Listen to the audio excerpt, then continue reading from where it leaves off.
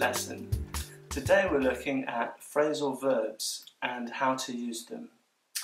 What do we need to know about phrasal verbs? Number one, their meaning, and number two, how to use them properly without making any mistakes. So today we're going to look at number two, the use of phrasal verbs. So a phrasal verb has two parts, a verb and a particle. The particle is usually a preposition or it can be an adverb. So, for example, with the phrasal verb put on, put is the verb and on is the particle. So the preposition on is the particle in this phrasal verb. So what we need to understand about phrasal verb is, one, when we can separate the verb and the particle. Number two, when we can't separate the verb and the particle. And number three, when we must separate the verb and the particle. Okay, so if we understand these three, we'll be able to use phrasal verbs correctly. To understand this, we can put phrasal verbs into three groups. Number one, no object. So these phrasal verbs have no object. So for example, go away, come back, the plane takes off in 2 hours, so take off. So with this group, the verb and the particle cannot be separated. So if we say, I went him away, this is wrong. We should say, he went away or I went away for the phrase go away. The second group is phrasal verbs with an object but that cannot be separated.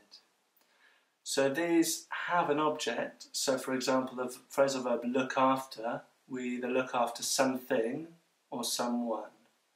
Or ask for, we ask for something or we ask for someone. So phrasal verbs in this group also can't be separated. So if I say, I asked a drink for, this is wrong. I need to say, I asked for a drink. So the third group is phrasal verbs with an object that can be separated. So, for example, the phrasal verb turn off. For example, turn off the TV. We can say turn off the TV or turn the TV off. Or for example, we can say throw away the rubbish or throw the rubbish away. Okay, so here we can choose. But we need to remember in this group, if the object is a pronoun, so he, she, it, we, they, for example, it must go between the verb and the particle, okay? So we must separate the verb and the particle if the object of the sentence is a pronoun. So this is quite a common mistake I hear. So for example, we cannot say, please pick up me from the station. We must say, please pick me up from the station. Another example would be if you say, turn off it. This is wrong. We need to say, turn it off. Okay. So one more thing to remember is that phrasal verbs can have different meanings. They can have two or even more different meanings. And what we need to remember is that when the phrasal verb has a different meaning, it might belong to a different group. Okay, so with the example take off, as in the plane takes off, to mean leave the ground, this has no object. The plane just takes off, it doesn't take something off. But if I want to say I took off my shirt, here we have an object.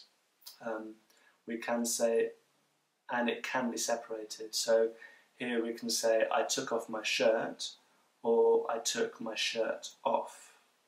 Okay. Of course, if I wanted to use the pronoun it, I would have to put that in between the verb and the particle. So I would have to say, I took it off. So what can we do in order to avoid making mistakes? I recommend learning what group phrasal verbs belong to when you learn their meaning. Okay, so what you can do first is think about whether the phrasal verb has an object. So for example, hurry up has no object, so we know that it can never be separated. But take off, for example, has an object and can be separated. If the verb does have an object, we need to think, can it be separated or not? The way to find this out is looking in a good dictionary, ideally in a learner dictionary. So this will show you if the verb and particle can be separated or not. Okay. So for example, if we look up in the dictionary, give up, it will be written in the dictionary like this: give up something, give up something, or give something up. So this shows that this phrasal verb can be used without an object. So for example, I give up. Or it can be used with an object. I gave up smoking.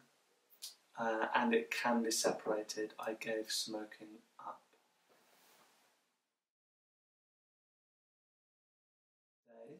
Look at the following list of phrasal verbs. Check that you understand their meaning. Check what group they belong to. And then make some example sentences. Write some example sentences. And if you'd like to write your sentences in the comments below, I'll be happy to check them for you. Okay, that's all for today. Thank you very much, and see you next time.